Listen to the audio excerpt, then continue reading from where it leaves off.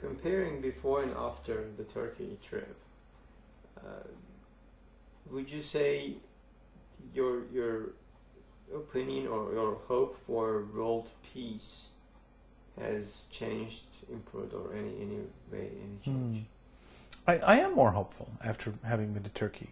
I'm more hopeful because I think that as Europe changes demographically and as Turkey becomes part of the European Union, I think that will help Europe as a whole to be able to understand Islam better and to be less fearful of Islam.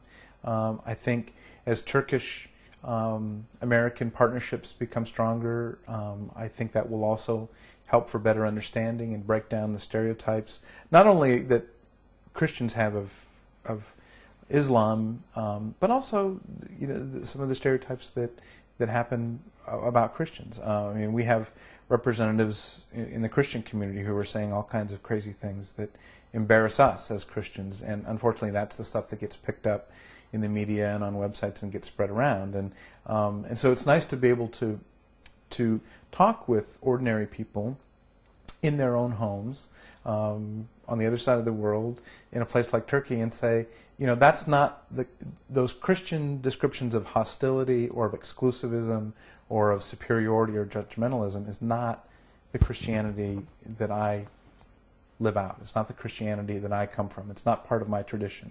It's not part of the other Christians that I live with.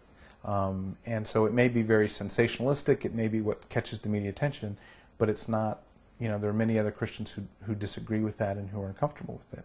And I think those kinds of ordinary perspectives need to come through more, because again, the media is going to pick up on all of the extremist language on both sides. But when you bring people together who are really devoutly trying to be good Muslims and devoutly trying to be good Christians, devoutly trying to be good Jews, and they come together and they see that in each other, it both reassures them that there is goodness in all of these religious traditions, but it also gives them motivation in themselves to think, I'm doing the right thing, and I can learn from these other people in seeing how they are a good Muslim, how they are a good Jew. I can learn ways in which how I can become a better Christian, because I can admire their dedication. I can admire their humility. I could admire the way they've opened themselves up to the presence of God, and identify in ways that I need to do that too.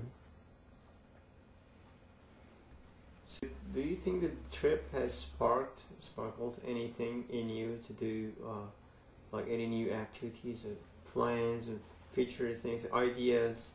Like, what do you think is it building up in you? Very much so. One of the things that has the question about interfaith dialogue has always been of interest to me, but now having gone to Turkey and looking around the way that different religious traditions are understood here in Mississippi, and again, Mississippi being a very homogenous kind of culture, where religious values are looked at and taken very seriously, but oftentimes in a very kind of closed way and not really open to variations or certainly other ways of thinking about religion. I've taken very seriously the idea that, and the need, the urgency for interfaith dialogue in this culture, in Mississippi, especially within the Christian communities, to try and do education and raise awareness of the different ways in which God is active and God is calling us to respond to each other and to live with each other in a global community.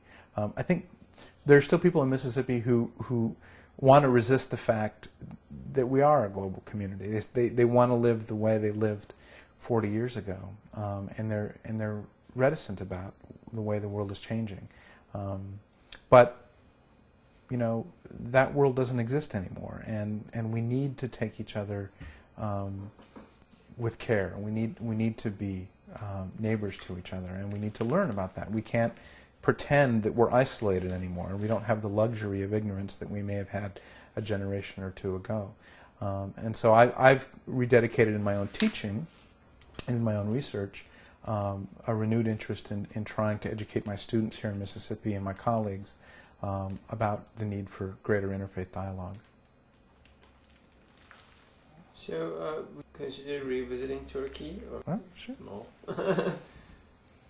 Any time before about Mr. Fethullah Gulen's name, or did you read anything? No, I didn't know much about Fethullah Gulen before the trip. I mean, an IID volunteer had loaned us a book about his writings about a month or so before we went. That was really my first exposure to his thinking and to who he was and something about his movement.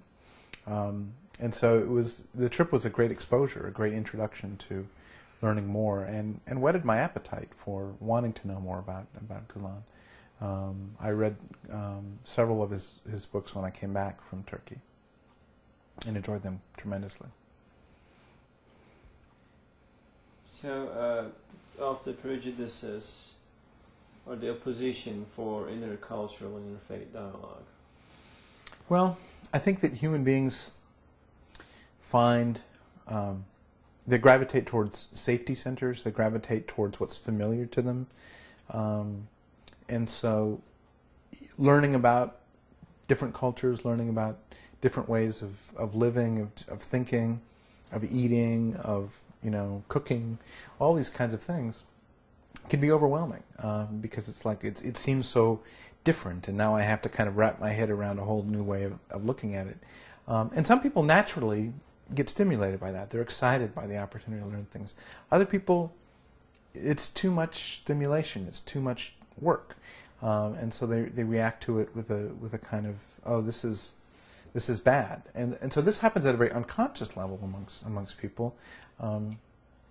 And I mean, you can see it with children too. I mean, when some children are very open to learning new things, and some children have to learn more slowly, and you have to kind of pace them a little bit.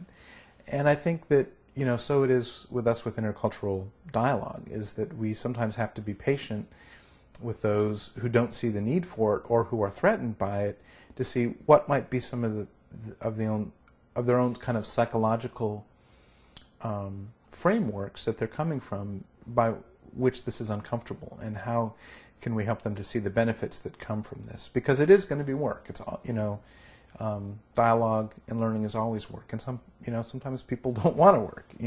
That's human nature. Some people like to work, and some people don't like to work. Some people like to learn, and some people don't. But I do think that over time, trying to be patient with them and help them to see that their own welfare, their own benefit, is increased when people can get along, and when these cultures can better understand each other, and the misunderstandings can be overcome. That even people who are more comfortable just existing within their own culture and don't necessarily feel the need to go outside of it, can still at least appreciate the fact that those other people in their culture who do want to build bridges should be encouraged and supported, because it leads to greater harmony and